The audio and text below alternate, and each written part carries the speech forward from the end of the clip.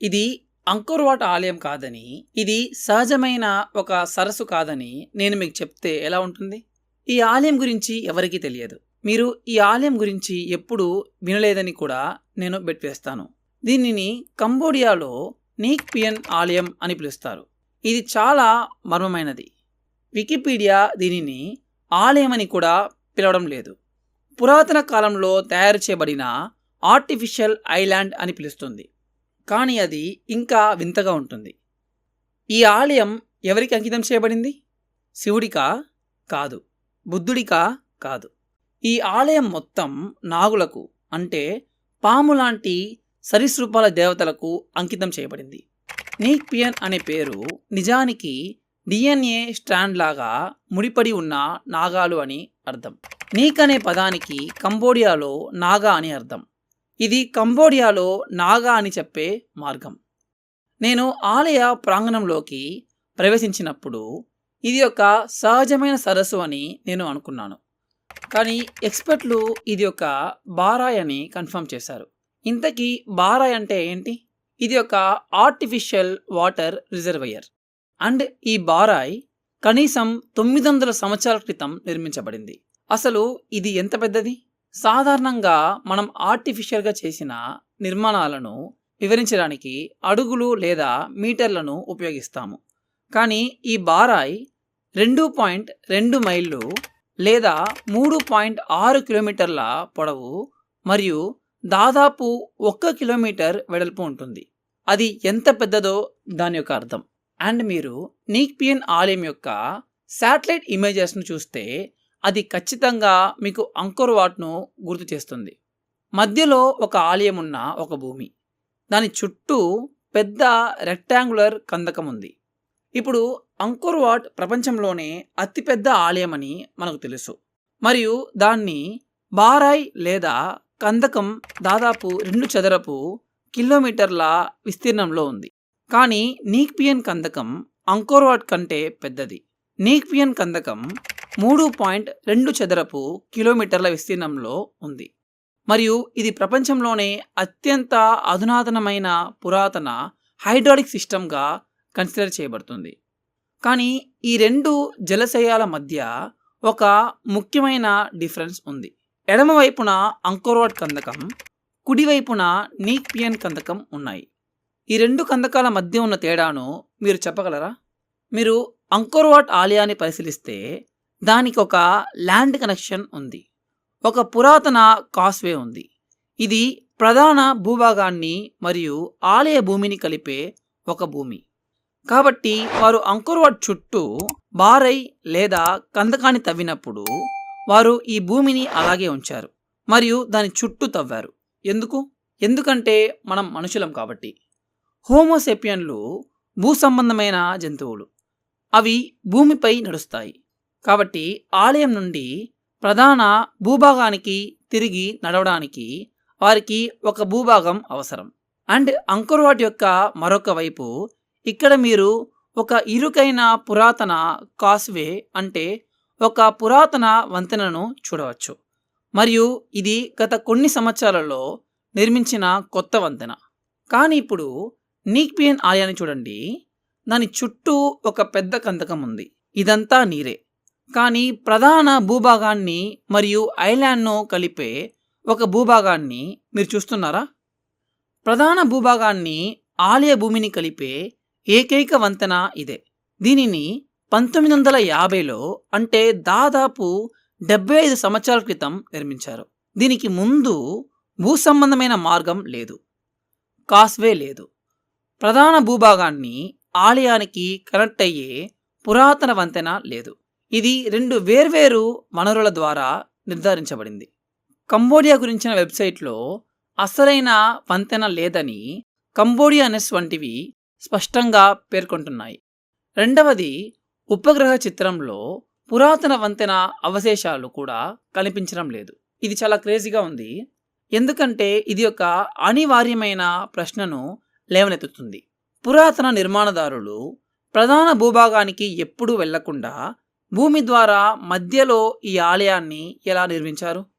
పురాతన ఫణం కులెన్ పర్వతం నుండి రాతి దిమ్మలను ఎలా తెచ్చి ఆలయ భూమి లేదా మధ్యలో ఉన్న ఐలాండ్కి ఎలా రవాణా చేశారు? కార్మికులు ప్రతిరోజు ప్రధాన భూభాగంలోని తమ ఇళ్ల నుండి మధ్యలో ఉన్న ఐలాండ్కి ఎలా ప్రయాణించి తిరిగి వచ్చేవారు? ఆలయ పూజారి సంగతేంటి? ఆలయానికి చేరుకోవడానికి అతను ప్రతిరోజు ఈత కొట్టాల్సి వచ్చిందా, లేదా పడవల్లో ప్రయాణించాల్సి వచ్చిందా? ఇది ఒక ఆర్టిఫిషియల్ బారై కాబట్టి మొదట్లో ఇది ఒక భూభాగం, మరియు పురాతన నిర్మాణదారులు మట్టిని తీసివేసి దానిని ఒక కృత్రిమ జలాశయంగా మార్చారు.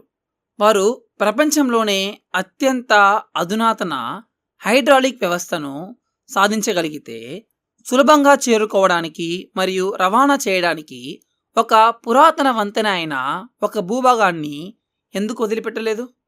నేటికి కూడా స్థానికులు కొత్త వంతెనకు బదులుగా రోబోట్లను ఉపయోగించడానికే ఇష్టపడతారు. ఎందుకంటే వారి పూర్వీకులు నీక్పియన్ ఆలయాన్ని ఇలాగే సందర్శించారు కాబట్టి. స్థానికులు తమకు ఎప్పుడూ పురాతన వంతెన లేదని మరియు అనేక తరాలుగా రోబోట్లను ఉపయోగిస్తున్నారని చెప్తున్నారు. అంటే ఒక మార్గం నుండి మరొక మార్గం వరకు వెళ్ళడానికి దాదాపు 45 నిమిషాలు పడుతుంది. కానీ మానవులు భూ సంబంధమైన మార్గాల ద్వారా చేరుకోలేని ఆలయాన్ని ఎందుకు సృష్టిస్తారు? అది గ్రహాంతర వాసులచే నిర్మించబడిందా? కానీ ఇంకా వింతైన విషయం ఉంది. మీరు పురాతన కాలంలో నివసించారని అనుకుందాం, మరియు మీరు పడవలో ప్రయాణించి ఐలాండ్కి చేరుకున్నారు. కానీ మీరు ఇప్పటికీ ఐలాండ్ మధ్యలో ఉన్న ఆలయంలోకి ప్రవేశించలేరు. ఎందుకు? నేను మీకు చూపిస్తాను. నేను ఐలాండ్కి చేరుకున్నాను మరియు ఐలాండ్ లోపల 10 నిమిషాలు నడిచిన తర్వాత నాకు ఆలయం కనిపిస్తుంది. అది ఆలయం. కానీ నేను ఆలయంలోకి ప్రవేశించవచ్చా? లేదు. ఎందుకు? ఈ ఆలయం కూడా పూర్తిగా నీటితో చుట్టుముట్టబడి ఉండటం వలన ఆలయానికి చేరుకోవడానికి అన్ని వైపులా నడక మార్గం లేదా వంతెన లేదు. కాబట్టి నీటి మధ్యలో ఒక ఐలాండ్ ఉంది. అలాగే ఐలాండ్ మధ్యలో ఒక ఆలయం ఉంది. ఇది మళ్ళీ పూర్తిగా నీటితో చుట్టుముట్టబడి ఉంది. ఒక చిన్న ఐలాండ్ ఆలయం లాగా. కాబట్టి ఈ ఐలాండ్కి మొదట్లో భూమి ద్వారా ప్రవేశించడానికి వంతెన లేదు, మరియు మీరు పడవ ద్వారా ఐలాండ్కి చేరుకున్నప్పటికీ మళ్ళీ మీరు ఐలాండ్ మధ్యలో ఉన్న ఆలయానికి చేరుకోలేరు. ఎందుకంటే ఆలయం కూడా వంతెనలు లేకుండా ఉంది మరియు అన్ని వైపులా నీటితో పూర్తిగా చుట్టుముట్టబడి ఉంది. ఇప్పుడు ఇది డిసెంబర్. అలాగే కంబోడియాలో ఇప్పుడు వర్షాకాలం కూడా కాదు, నిజానికి ఇది ఎండాకాలం. మరియు ఇక్కడ ఇంత నీరు ఉంటుంది. ఇక్కడ వర్షాకాలం మేలో స్టార్ట్ అవుతుంది. ఇప్పుడు మీరు ఈ లెవెల్లో ఉంటే వర్షాకాలంలో నీటి మట్టం ఎలా ఉంటుందో ఊహించుకోండి. ఆర్కియాలజిస్టులు మొదట ఒకవైపు వంతెన ఉండేదని, ఇది ఒక వంతెన అవశేషమని పేర్కొన్నారు. కానీ మీరు చూడగలిగినట్లుగా ఇది ఎండాకాలంలో కూడా పూర్తిగా మునిగిపోతుంది. కానీ నేను ఆన్లైన్లో సెర్చ్ చేశాను, అలాగే పూర్తిగా ఎండిపోయిన కొన్ని చిత్రాలు నాకు దొరికాయి. ఈ ఫోటోలలో ఎక్కువ భాగం 2016లో తీయబడ్డాయి. ఇది గత 100 సంవత్సరాలలో కంబోడియాలో అత్యంత పొడి సంవత్సరం.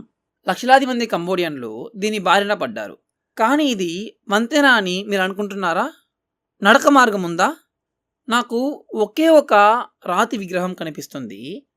దీనికి వంతెన కావాలంటే సాధారణ కంబోడియన్ వంతెనల మాదిరిగా 2 రాతి విగ్రహాలు మరియు వాటి మధ్య ఒక మార్గం ఉండాలి. సో 2016 సంవత్సరం తప్ప దాదాపు అన్ని సమయాల్లో ఈ ఆలయానికి భూమి ద్వారా పూర్తిగా ప్రవేశించడం సాధ్యం కాలేదు. కాబట్టి నేటికి నేను నిజంగా ఆలయంలోకి ప్రవేశించలేను. భూసంబంధమైన జీవులైన మానవులు భూసంబంధమైన మార్గం, వంతెన లేని ఆలయాన్ని ఎందుకు సృష్టిస్తారు? పురాతన కాలంలో మానవులు ఈ ఆలయంలోకి ఎలా ప్రవేశించారు? ఇది మనుషుల కోసమే నిర్మించబడిందా? ఆ ఆలయ ప్రధాన దేవత ఎవరు? ఈ ఆలయం సరీసృపాల దేవుడైన నాగుడికి అంకితం చేయబడింది. దీనిని పాము లాంటి జీవిగా చూపిస్తారు. అందుకే ఈ ఆలయాన్ని నీక్పియన్ అని పిలుస్తారు.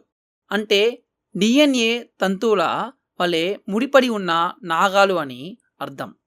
భారతీయ దేవాలయాల నుండి ముడిపడి ఉన్న నాగులను నేను మీకు చాలా చూపించాను. కానీ ఈ ఆలయంలో వాటిని పూర్తిగా భిన్నంగా చిత్రీకరించారు. ప్రధాన ఆలయాన్ని జాగ్రత్తగా చూడండి. నాగులు ఎక్కడున్నారు? దిగువన ఉన్నారు. ఇక్కడ మీరు బహుళ తలల నాగాల తలలను చూడవచ్చు. నీటి ఉపరితలం పైన పాములు తొంగి చూస్తున్నాయి. చాలాసార్లు ఈ నాగాలు కనిపించవు, కానీ కొన్నిసార్లు అవి పాక్షికంగా కనిపిస్తాయి. ఈ 2 తలలు ఇక్కడ ఉన్నాయి, కానీ వాటి శరీరాలు ఆలయ మెట్లుగా ఒకదానితో ఒకటి ముడిపడి ఉన్నాయి. మరియు ఈ పాము శరీరం ఇలా పైకి వెళ్తుంది. ఇది చాలా ప్రత్యేకమైన ఒక భావన. దీన్ని నేను మరెక్కడా కూడా చూడలేదు. అండ్ ఇది చాలా ప్రత్యేకమైన ఆలయం కావడానికి మరొక కారణం ఉంది. నేను నా ఛానల్లో వందలాది పురాతన దేవాలయాలను మీకు చూపించాను. మీరు నా వీడియోలను చూస్తే చాలా దేవాలయాల్లో నాగులు కనిపిస్తారని మీకు తెలుసు. కానీ నేను మీకు చూపించిన వందలాది దేవాలయాల్లో వాటిలో ఏవి నాగులకు అంకితం చేయబడలేదు. అవి శివుడికి అంకితం చేయబడ్డాయి. అతని చుట్టూ ఒక నాగుడు ఉన్నాడు. అవి నాగుడిపై నిద్రిస్తున్న విష్ణువుకు అంకితం చేయబడ్డాయి. లేదా ఆలయాలు బుద్ధుడికి అంకితం చేయబడ్డాయి. అతనిని కూడా ఒక నాగుడు రక్షిస్తున్నాడు. నేను జైన దేవాలయాలను కూడా మీకు చూపించాను. జైన దేవతలను కూడా నాగులు రక్షిస్తుంటారు. కానీ నేను చూపించిన వందలాది దేవాలయాల్లో ఒక్కటి కూడా పూర్తిగా నాగులకు అంకితం చేయబడలేదు. నాగుల పేరుతో పేరు పెట్టబడిన ఏకైక పురాతన ఆలయం ఇదే. నీక్పియన్ అంటే ముడిపడి ఉన్న నాగాలు అని అర్థం. అంటే మొదట్లో ప్రధాన గోపురం లోపల ఉన్న ప్రధాన దేవత ఒక నాగుడు. కానీ అది పాము విగ్రహమా? కాదు, అది డ్రాగన్ రాజు. అవును, మొదట్లో అక్కడ ఒక డ్రాగన్ రాజు విగ్రహం ఉండేదని కంబోడియన్లు నమ్ముతారు. అంటే బల్లి లేదా డ్రాగన్ ముఖమున్న రాజు. అతను దేవరాజ, అంటే దేవుడైన రాజు. పురాతన ప్రపంచ వ్యవస్థను సృష్టించినవాడు. ఇప్పటికీ కొంతమంది స్థానికులు మంచి వర్షాలు, మంచి పంట దిగుబడి కోసం డ్రాగన్ రాజును ప్రార్థించడానికి ఇక్కడికి వస్తారు. పురావస్తు నిపుణులు ఇది 12వ శతాబ్దంలో జయవర్మన్ రాజు 7 నిర్మించాడని చెప్తున్నప్పటికీ చాలామంది స్థానికులు ఇది దేశంలోనే అతి పురాతన ఆలయమని, డ్రాగన్ రాజు నిర్మించాడని నమ్ముతారు. కానీ భూమి ద్వారా చేరుకోలేని ఒక కృత్రిమ దీవి మధ్యలో ఒక సరీసృపాల రాజు ఆలయాన్ని ఎందుకు నిర్మిస్తాడు? ఎందుకంటే ఇది అసలు ఆలయమే కాదు. అవును, స్థానికులు మరియు చాలామంది చరిత్రకారులు, పురావస్తు నిపుణుల ప్రకారం నీక్పియన్ ఒక ఆలయం కాదు. పురాతన కాలంలో కంబోడియాలోని అత్యంత అభివృద్ధి చెందిన హాస్పిటల్. ఈ సమాచారం ఆలయానికి సంబంధించిన వికీపీడియా పేజీలో కూడా ఉంది. అవును, ఇదే నీక్పియన్ యొక్క అసలు ఉద్దేశం. ఇది ప్రజలకు చికిత్స చేసే పురాతన హాస్పిటల్. కానీ కంబోడియా తన గతపు జ్ఞాపకాలను కోల్పోలేదు. ఇక్కడ చూడండి, ఒక మహిళ చెరువు నుండి నీరు తీసుకుంటుంది. ఈ నీటికి వైద్య గుణాలు ఉన్నాయని స్థానికులు నమ్ముతున్నారు. ఈ చిన్న గుడిసెల్లో జరుగుతున్న ఆచారాన్ని చూడండి. ఒక వ్యక్తి గొడుగు పట్టుకొని నీటిని చల్లి పూజ చేస్తున్నాడు. ఇలాంటి ఆచారాలు ఆరోగ్యం మరియు శుద్ధి కోసం ఇప్పటికీ కొనసాగుతున్నాయి. ఇంకా చెప్పాలంటే ఈ ఆలయంలో 4 చిన్న గుడిసెలు ఉన్నాయి. అవి చికిత్స కేంద్రాలుగా ఉపయోగించబడ్డాయి. వాటి గురించి నేను నా మెంబర్స్ ఓన్లీ సెక్షన్లో వివరించాను. అందులో చాలా ఆసక్తికరమైన సమాచారం ఉంది. ఆ వీడియో చూడాలి అనుకుంటే దయచేసి జాయిన్ బటన్పై క్లిక్ చేయండి. ఇప్పుడు 1 నిమిషం ఆలోచించండి. ఇది ఒక పురాతన హాస్పిటల్. అందుకే ఈ కృత్రిమ దీవిని నిర్మించారు. భూమి ద్వారా చేరుకోలేని విధంగా చేశారా? వ్యాధులు ప్రధాన భూభాగానికి వ్యాపించకుండా ఉండేందుకు పురాతన నిర్మాణకర్తలు దీన్ని ప్రత్యేకంగా వేరుగా నిర్మించారా? ఇది కొంచెం అసంభవంగా అనిపించవచ్చు, కానీ నమ్మినా నమ్మకపోయినా న్యూయార్క్లోని ఎలిస్ ఐలాండ్ హాస్పిటల్ కూడా ఇలాగే నిర్మించబడింది. ఎలిస్ ఐలాండ్ హాస్పిటల్ 1902లో అమెరికాలో ఒక వేరే దీవిపై ప్రారంభించబడింది. ఎందుకు? అనారోగ్య వలసదారులు ప్రధాన భూభాగానికి చేరుకోకుండా ఉండటానికి. న్యూయార్క్కి చేరుకున్న వలసదారులను చెక్ చేయాలి మరియు వారికి స్మాల్ పాక్స్ లేదా కాలర వంటి అంటువ్యాధులు ఉంటే వారు అమెరికా ప్రధాన భూభాగానికి చేరుకునే ముందు వారిని నిర్బంధించి చికిత్స చేయాలి. అందుకే ఎలిస్ ఐలాండ్ హాస్పిటల్ని నిర్మించారు. ఇప్పటికీ భూమి ద్వారా అక్కడికి చేరలేరు, పడవలో వెళ్లాల్సిందే. భూమి ద్వారా ఎవరు చేరకుండా ఉండేలా ఇది ప్రత్యేకంగా రూపకల్పన చేయబడింది. నీక్పియన్ హాస్పిటల్ కూడా సరిగ్గా అదే ఉద్దేశంతోనే రూపొందించబడి ఉండవచ్చా? అందుకే భూమి ద్వారా ఎవరు చేరుకోలేని విధంగా కృత్రిమ ద్వీపాన్ని నిర్మించారా? అనారోగ్యులను మరియు రోగులను ఈ దీవిలో వేరుగా ఉంచారా? అందుకే ఈ దీవిలో అనేక వేర్వేరు భవనాలు కనిపిస్తున్నాయా? కానీ దీనిని ఒంటరిగా ఉన్న దీవిగా నిర్మించడానికి ఇంకో కారణం కూడా ఉంది. నీక్పియన్ దేవాలయానికి తన సొంత హాస్పిటల్ మాత్రమే కాదు, తన సొంత ఫార్మసీ కూడా ఉంది. మెడిసిన్లను ఎక్కడ స్టోర్ చేసేవారు? మీరు చూస్తున్న ఈ పచ్చని ప్రాంతాలన్నీ ఫార్మసీయే. అవును, అక్కడ ఉన్న అన్ని ఔషధ మొక్కలు, పొదలు, మొక్కలు మరియు చెట్లు అన్ని మందులే. వివిధ ఔషధ మొక్కల జాతులను ప్రత్యేకంగా ఈ దీవిపై పెంచేవారు. ఎందుకంటే మందులు తయారు చేయడానికి మరియు ఉపయోగించేందుకు. ఇప్పుడు ప్రజలు ఈ దీవిలోకి వచ్చి ఔషధ మొక్కలను తీసుకెళ్లకుండా ఉండేందుకు పురాతన నిర్మాణకర్తలు దీనిని చేరుకోలేని విధంగా నిర్మించారు. కానీ ఈ రోజు కూడా చాలా మంది స్థానికులు ఔషధ గుణాల కారణంగా ఆకులు మరియు పొదలను తీసుకెళ్తున్నారు. కొన్ని ప్రత్యేక ఔషధ మొక్కలను గుర్తించేందుకు ఈ దీవిలో గుర్తులు కూడా ఉన్నాయి. కానీ ఈ హాస్పిటల్ గురించి ఒక ముఖ్యమైన అంశం ఉంది. అది అన్నిటినీ మార్చేస్తుంది. దాని గురించి నేను మరో వీడియోలో చెప్తాను. మరి మీ యొక్క అభిప్రాయం ఏంటి? నీక్పియన్ దేవాలయం నాగా అనే సర్పదేవుడికి అంకితమా? లేకపోతే నీక్పియన్ అని అంటే ఒకదానికొకటి చుట్టుకున్న సర్పాలు అని ఎందుకు పిలుస్తారు? దీన్ని మనుషులు నిర్మించారా? అలా అయితే భూమి మార్గం లేకుండా వారు దీనిని ఎలా ఉపయోగించారు? దీనిని డ్రాగన్ రాజు నిర్మించాడా? అమెరికన్లు వలసదారులను వేరుగా ఉంచేందుకు ఎలిస్ ఐలాండ్ హాస్పిటల్ని ఉపయోగించినట్లే నాగులు మనుషులను వేరుగా ఉంచి వారి వ్యాధులను చికిత్స చేయడానికి హాస్పిటల్ నిర్మించారా? ఈ దీవిలో ఇప్పటికీ అరుదైన ఔషధ మొక్కలు పెరుగుతున్నాయా? పురాతన కృత్రిమ దీవిపై పూర్తిగా నాగులకు అంకితమైన దేవాలయాన్ని మీరు ఎప్పుడైనా చూసారా? మీ థాట్స్లను కమెంట్ సెక్షన్లో కమెంట్ చేయండి. నేను ప్రవీణ్ మోహన్. చూసినందుకు చాలా థ్యాంక్స్. సబ్స్క్రైబ్ చేయడం మర్చిపోవద్దు. త్వరలో మళ్ళీ కలుద్దాం. బాయ్.